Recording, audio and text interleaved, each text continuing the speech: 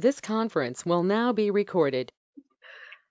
All right, good afternoon, everyone. My name is Kendall Kopchick, and I am one of the elder care social workers with the Orange County Department on Aging. And today we're going to hear from Ivelisse Colón. She's going to talk about simple meals for care partners. And just a little bit of background about her. Ivelisse has been serving Orange County residents for about 4 years as the Family and Consumer Sciences Agent for North Carolina Cooperative Extension. She educates the community about food safety, healthy eating, and home food canning. She promotes regular physical activity and the consumption of local foods. She's also a licensed North Carolina dietitian and nutritionist. So welcome, Ivelisse, and thank you so much for being here today. Thank you, Kendall. Thank you for allowing me sharing this time with those that we serve in Orange County. Again, my name is Ivelisse Colón. I'm happy to share this time with you, talking about simple meals for care partners. One thing that I have noticed is most of us will one day be a care partner for a parent or a child, a sibling, a spouse, even a friend. And this is not an easy task. I have been a care partner for some family members. So I understand the situations that care partners go through. I'm going to share here my screen with a couple of slides. So let me go ahead here and share. And I hope you can see what I'm sharing here with you. There you go. So today we are going to talk about a few things regarding to simple meals. Okay, we are going to talk about why simple meals are important for those care partners. How we as care partners can help our life be less complicated, right? We're going to talk also about things to remember regarding meals at home. And we are going to talk about a few recipes to enjoy. They're really easy. Most of them are made between 15, 20 minutes. And that's about it. So that's what we're going to talk about today. So, as you see, this is a juggler because I know care partners juggle with a lot of tasks when they're taking care of others. So one of the things, if somebody can share why are you juggling with as a care partner. If you want to share it in the chat box, you're gonna see a little call out sign at the bottom of your screen. And if you want to share something there, go ahead and share with us. What are you juggling as a care partner with? I know meanwhile, we're waiting for any feedback. I know one of the things that as a care partner, I was worried about was having time for myself and having time for that person that I was taking care of. And also managing that time properly. I know I've talked with a lot of people who are juggling being working caregivers, so trying to work and provide for their family while also caring for someone else, or people who are in that sandwich generation, so caring for children while also caring for aging parents. Exactly. Well, I was one of those caring for an aging parent, and then I have my own family to take care of. So so let's talk a little bit about why simple meals, right?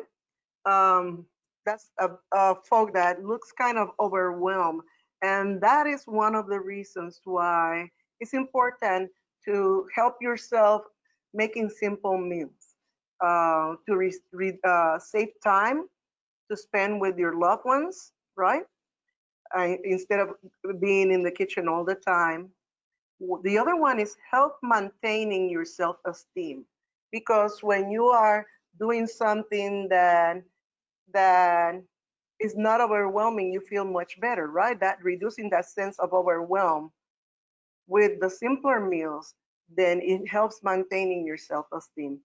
And also, you can provide good nutrition even if you use simple meals. It doesn't have to be fast food like a lot of people tend to use. Even those that are not caring, we are eating. Study says that we're eating more at home, but then we're also eating more fast food, but just at home. And a simple meal can provide good nutrition that is low in sodium, low in sugar, and helps not only that person that we're taking care of, but also helps taking care of us. And then it also improves the mood because you're not, you know, cranky thinking about all the other things that you have to do.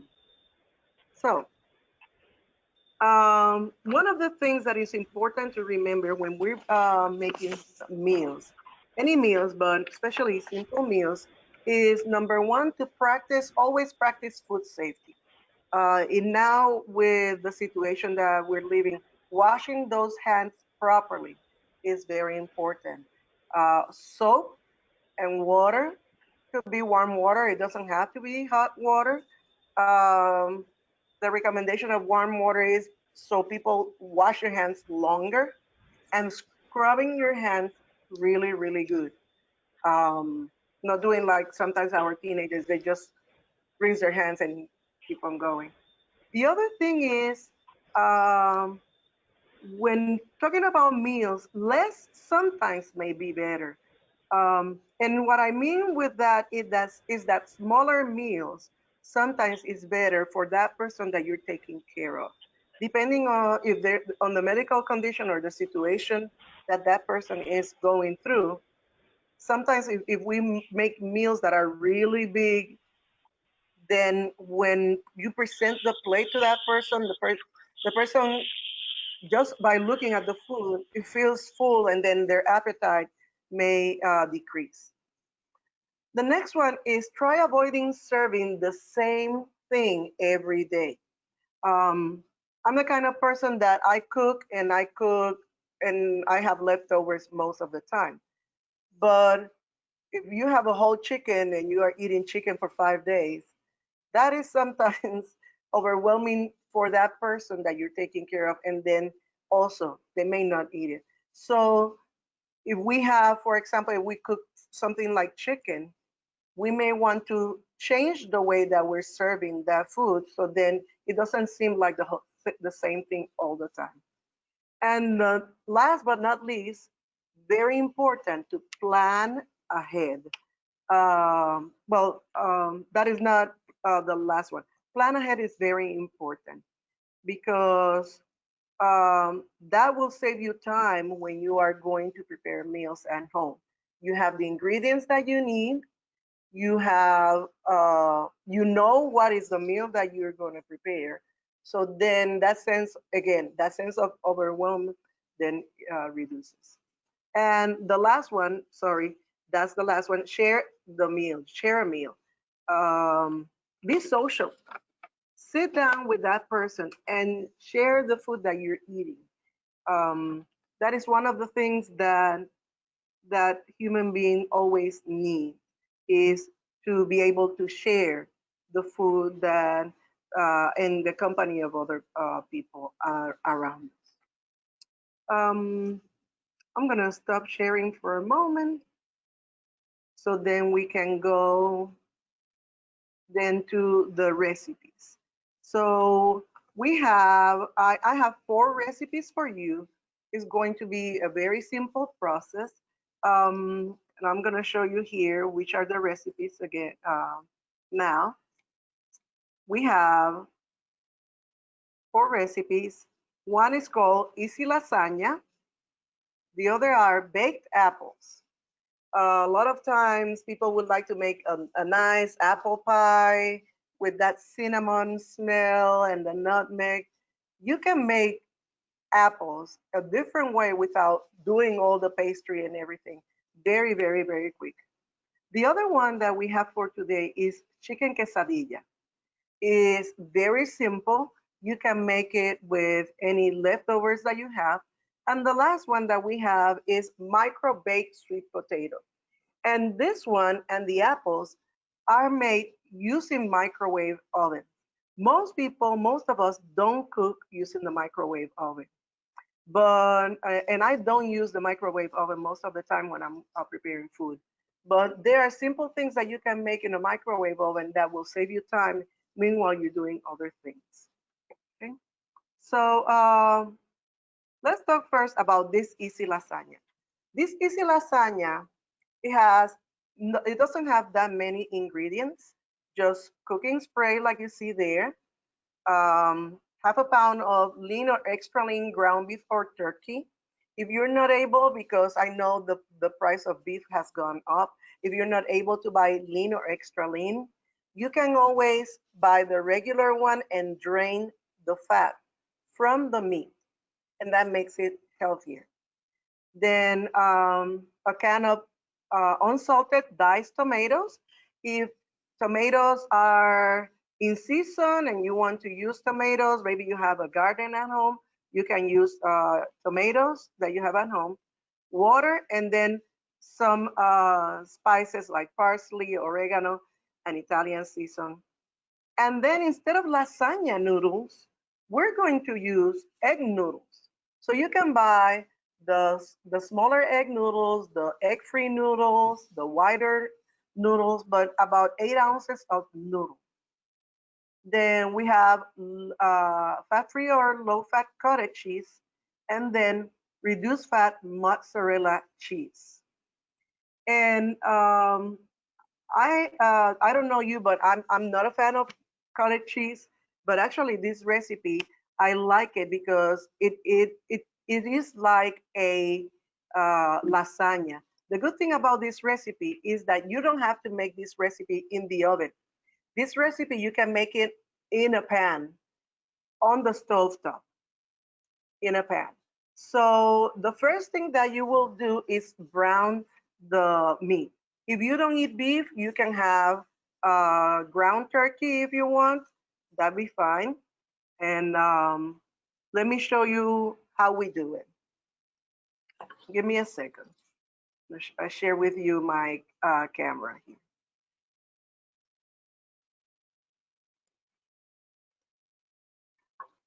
So what we're doing is that we're browning the meat first. Some people season the meat before they cook it. Some people season it later. It doesn't matter. So this is a pretty big skillet that I use when I'm cooking for a lot of people. But this recipe will make 6 servings. So once the ground beef is cooked, is browned, then you can add the rest of the ingredients. We're gonna add the water, and the water is for the noodles to cook inside the pan, okay? Then we're going to add the can of diced tomatoes, the low salt or no salt with the liquid. That also will help cooking the noodles that we have for the lasagna, the skillet lasagna.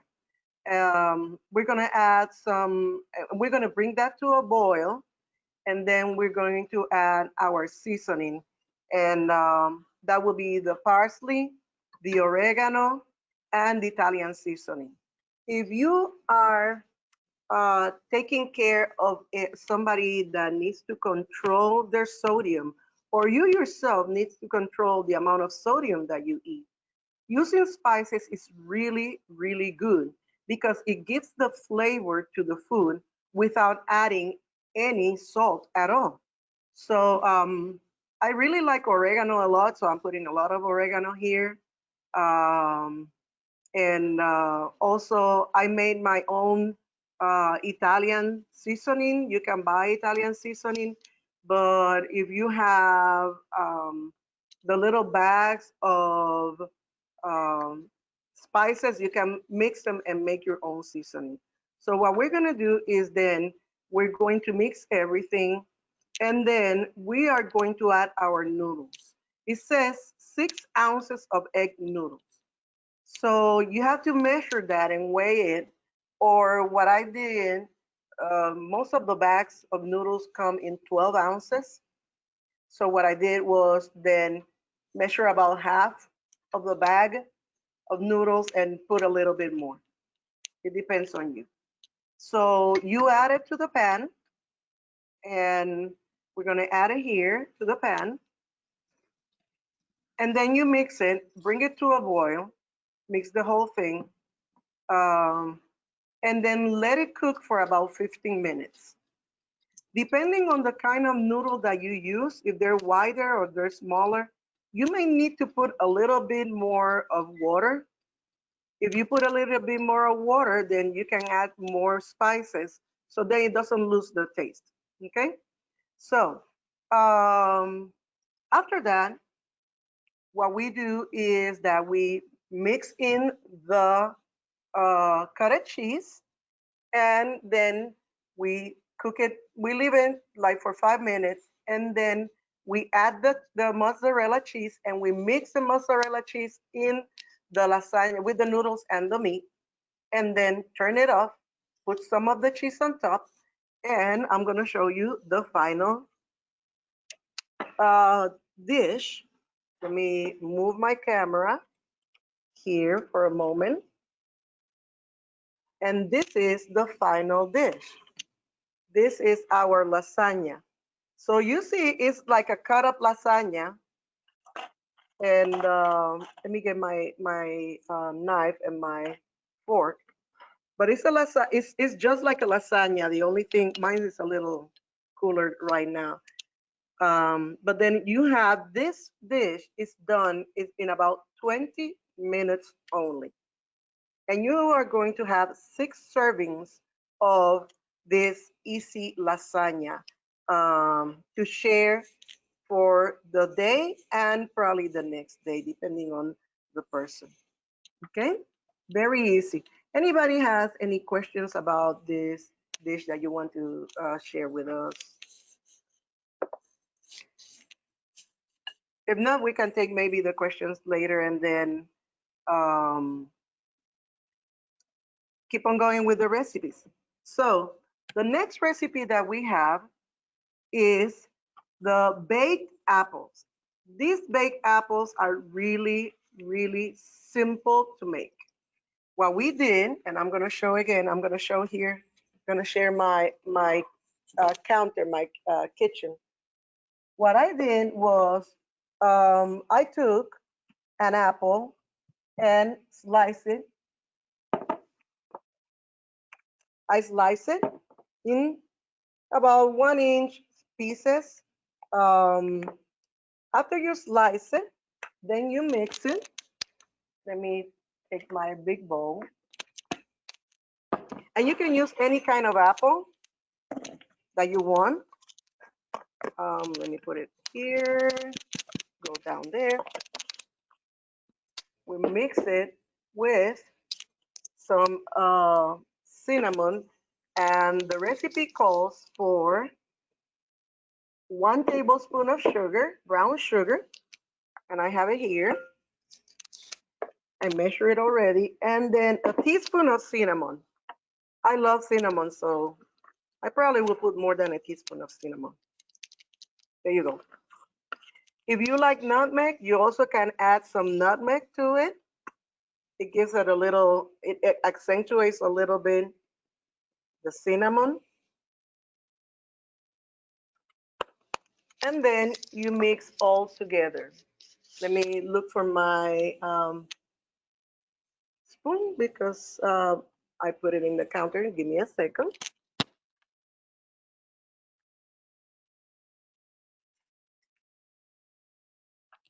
Here we are. So you mix it all together with the sugar.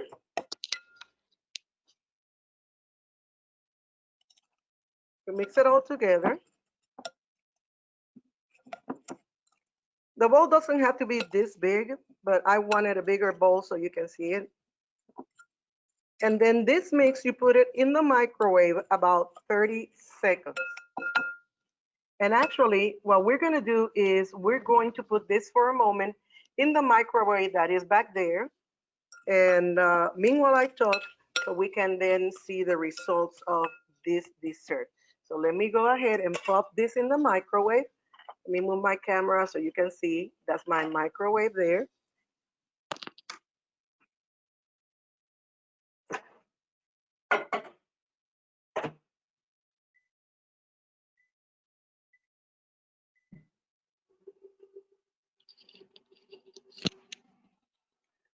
So depending on the age of your microwave, or depending on the size of your microwave, it could be more than 30 seconds, it could be less than 30 seconds. This is a very, very easy dessert that you can have at home.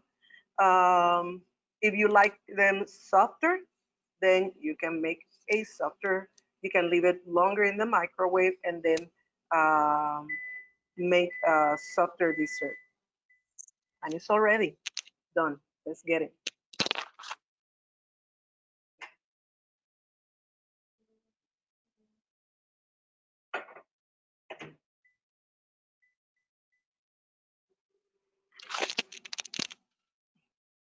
I'm gonna leave it for a little longer because I like them really soft. So you can use any kind of apple that you want.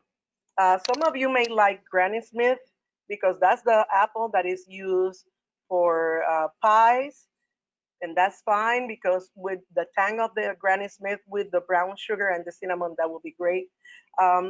My favorite apple is the Fuji apple.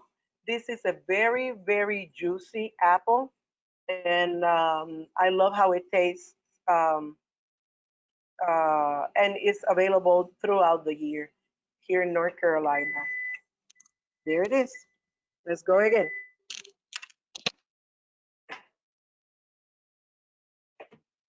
Okay, I think this is ready. Let me show you here. I wish we had smell-o-vision so you can smell these apples. So you see how they look, and then you can just pour some on a plate. Again, if you like them softer, you can leave them for a longer time. If you see some of the slices here, I'm gonna show you on this one in the bowl. Some of them have the skin. If you prefer to have the skin, that is fine. If you don't want to have the skin, or it's difficult for digesting for you or your loved one, then you can peel the apple and then cook it without the skin. So we have it there, and that's it. It's easy to make, very easy to make. Really, I wish you had smell-o-vision because they're lovely to make. You see, they're really soft. I'm gonna take one.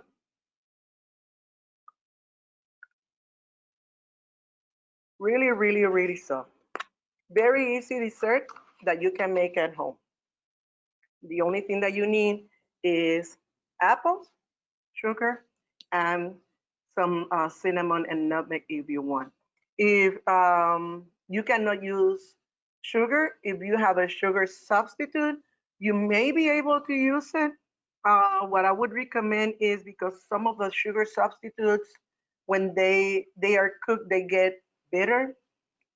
You may want to then cook the apple in the microwave with the cinnamon if you want, and you can put some nutmeg. Some people put a little bit of lime also, and then take it out. And after you take them out, let it rest for about a minute or so you don't burn. Then add your sweetener so then it doesn't taste too bitter for you or your loved one. That is a very easy recipe to make. The other one that we have is a chicken quesadilla. And I'm going to show you the recipe for the chicken quesadilla here. And this is a very easy dish that you can make with any meat, if you eat meat, any meat that you already have pre-cooked. You can use chicken. Of course, it's a chicken quesadilla, but you can use either canned chicken or you can use the chicken that you cooked the other day and you're tired of eating it the same way. Take it out and then shred it and use 1 cup of shredded chicken. If you have beef, you can do a beef quesadilla. If you have pork, you can do the same. If you don't have any meat and you just have vegetables, you can use the vegetables that you have and do the same quesadilla. So for this one, we need 1 cup of skinless pre-cooked or and shredded chicken, 2 tablespoons of chunky tomato salsa. If you make your salsa, that is fine. You can purchase at the grocery store. But remember, when you make your own salsa, then you control more the ingredients. 1/4 cup of chopped onions, and the onions will be raw if you do it this way. If you don't want the raw onions, before you mix everything, cook the onions in the pan until they're soft, and then take them out and then mix them with the chicken and the tomato salsa. Then a 1/4 cup of green bell pepper, chopped also, 1/4 cup of cheddar cheese or the cheese that you prefer, and 4 whole wheat tortillas, 10-inch. So this is a tortilla that you will cut in pieces and then eat. Um, if you don't want that much tortilla, you can get the smaller one that is a 6-inch quesadilla, and that will be fine. There's no problem with it. So here we have how we make the quesadillas, and I'm gonna share also this with you guys. Okay, so what I did, I put, let me put here, I put the tortilla in a pan about medium heat, depending on how hot is or how strong is your stove top, right? Put it on medium heat, medium low, so you don't burn the tortilla. And then you put your chicken and spread it about 1/4 of the recipe. Spread it on one side of the tortilla. Then after that, you can then add the cheese, 1/4 of the amount of cheese. I know some of us will put more because we love cheese. And then close the other half, turn the other half on top of the tortilla and close it. So what I'm doing is pressing the tortilla so then the heats go through. If you notice, I'm turning it around, I'm turning it the other side on the side of the mouth, the open side. Why is that? So then it doesn't flop and opens and then it's all still in the pan. So then you can heat it up, just flip it the other side, and then uh, flip it again, and just take it out of the pan. And it's easy to make. Same thing, and just easy to make. So this is the result. I'm gonna show you my quesadilla. And what I used was brown whole wheat quesadilla. You can find whole wheat quesadilla has more grains, more fiber. That is really good for your body. And here we have our quesadilla. This is a pretty big quesadilla, and it's a 10-inch. And what you will do probably is just cut it in 3 pieces. And then you have for a person there. Again, if this is too big, I would recommend using a 6-inch tortilla. Most of the time I use 6-inch tortillas, and then that I will eat a whole tortilla for myself. Some people may not eat the big one. The other thing that you will notice with this recipe is that you will not have a liquidy mixture. Let me show you the mixture for the quesadilla. This is the mixture with the chicken and the onion, because we are not using a lot of salsa. We're just using 2 tablespoons of chunky salsa or spicy salsa. It will not be too liquid, right? It will not be too moist because when it has a lot of liquid, then the liquid comes out of the quesadilla and it may burn. You can add more salsa if you want. If you like it a little more liquid, that will be fine. You can add more salsa. It will not add too many calories, and it would not do any harm to the quesadilla. So it will be more or less a drier mixture. Okay, and that is the chicken quesadilla that we have for today. The other recipe that we have is micro baked sweet potatoes. Sweet potatoes, North Carolina is the #1 producer and the #1 exporter of sweet potatoes in the United States and in the world. You can find sweet potatoes all the time in North Carolina. Every time of the year, if you go to the farmer's market, you will always find sweet potatoes. To the grocery store, you will find sweet potatoes. The most important thing about sweet potatoes is that you get a sweet potato that is not too soft. If it's soft, it's bad, of course. But also that is not too bruised. The sweet potatoes always have these little lines here, but if you find a sweet potato that is really, really bruised and woody, that is an old sweet potato. So, and also this is more or less the size that you want. This is a medium sweet potato. I will say maybe 5 inches, no more than that.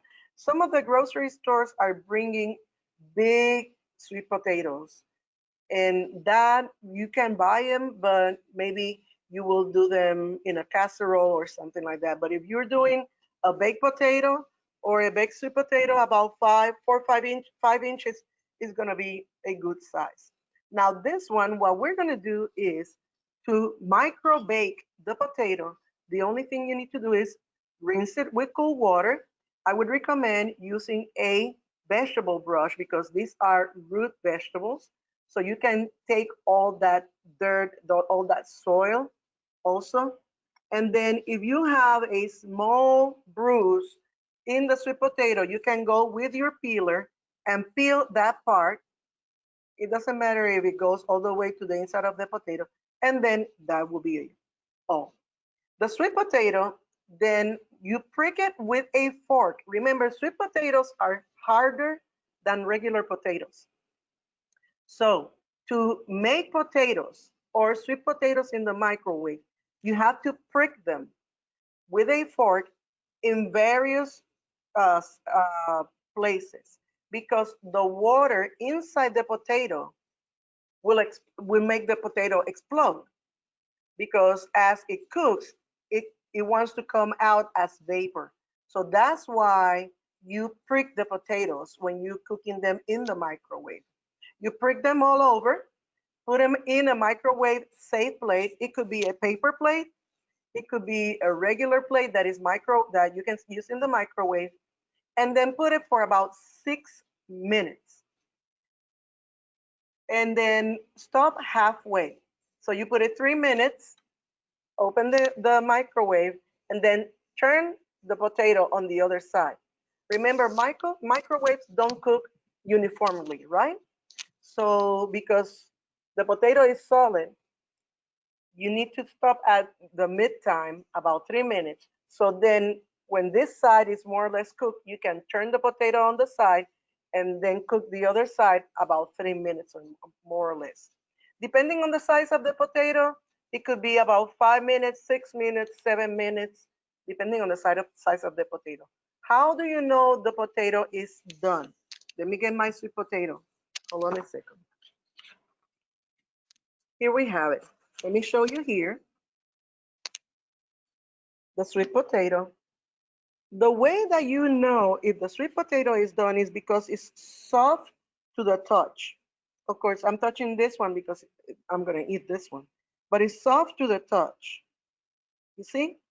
You see, this one had a bruise on that side, and what I did, I just peel it and then took the bruise out, even though that's the potato. So this potato is gonna be soft, and when you take it out, very important, wait probably a minute or so to take it out of the microwave because it's gonna be plenty of hot. And what happens is that the potatoes keep cooking as you take them out of the oven. And then when you take it out, this could be a perfect side dish. And you see how soft that potato is. When you open it, you have a beautifully cooked sweet potato. You can take it out. You can eat the skin if you want to. My husband loves baked sweet potatoes. And what he does, he put a little bit of butter. I have to control that. But you can put a little bit of butter like a regular potato. And maybe if you don't want butter, let's hit it with cinnamon. A little bit of cinnamon and a nice hot sweet potato, that will do as a great accompaniment. So this is going to be an alternative to making a sweet potato casserole, for example, that has a lot of sugar, has a lot of butter, and also it takes longer time. So this will be a perfect alternative and a perfect accompaniment, really fast, 5, 6 minutes, that's it, to whatever dish you're making for your loved ones and for you. Okay. Um, those are the recipes I have for you today. One of the things I wanted to add to our conversation is that one of the things that will really help you making simple meals is using leftovers in other dishes. For example, the chicken quesadilla. Instead of chicken, you can do a vegetable quesadilla. If you have some broccoli that you cook, leftovers, some green beans, uh, even some fresh spinach, you can put them there, put some cheese on top, cook them. That is a perfect lunch if your person doesn't eat or you don't eat any meat or you have some leftovers, you can do that. The same thing you can do with your easy lasagna. In that lasagna at the end, when you mix the cottage cheese before and you're going to put the rest of the mozzarella cheese, mix in some vegetables. Those we put again, those green beans, cut them in small pieces, put them there, mix them there. Some fresh spinach also, some cauliflower. Use those leftovers so then you don't have to be cooking all the time, every single day. The other one is, like I mentioned before, plan ahead. Make a grocery list and make a simple menu. So then, based on that simple menu, you make your grocery list, you check the refrigerator, you check the kitchen cabinets to see what you have, and then when you go, you do your grocery shopping really fast, and then you have everything that you need for the week. So a little planning ahead can help you. You don't have to write a long list in paper. You can put it on your cell phone and carry it with you. Okay? The other one thing that will help you also preparing simple meals and not spending so much time in the kitchen is when the vegetables that you like are not in season, use another alternative like frozen vegetables. Frozen vegetables are really almost raw vegetables. They are blanched. That means they are cooked very, very fast at a very high temperature for about a minute, and then they take them out of the heat and they flash freeze those vegetables. So it's almost like eating fresh vegetables. And the good thing about the frozen vegetables is that most of them are much lower in sodium than canned vegetables. The canned vegetable has to go through a process that is cooked much more, and then that's why they're softer. But then the frozen vegetables, you can put them in a soup, You can put them in the crock pot if you're making maybe some beef stew, and it's easy to make. So frozen vegetables are really another alternative, and frozen fruits also. You can buy frozen mangoes, for example. My husband loves mangoes, but mangoes are not in season in North Carolina because they're not from here. So what I do is I buy frozen mangoes and then uh, eat it just like that, or I take them out and make it in a smoothie. Berries are really good because they have a lot of fiber, um, and they're really versatile and they're good for your health. So use those tips to your advantage. Use those ideas to your advantage, so then making meals is not so complicated. Um, and that's all for today. If you have any questions, you can contact me. Kendall has my information, or you can contact the North Carolina Cooperative Extension Service here in Orange County. Thank you so much, Ivelisse. That was great. I ate lunch just before we started this, and I'm still hungry looking at all of that. Right, so for those of you watching at home, thank you for watching, and be sure to subscribe to our YouTube channel for more great videos. For any age-related questions, information, and assistance, you can call the Aging Helpline at 919-968-2087,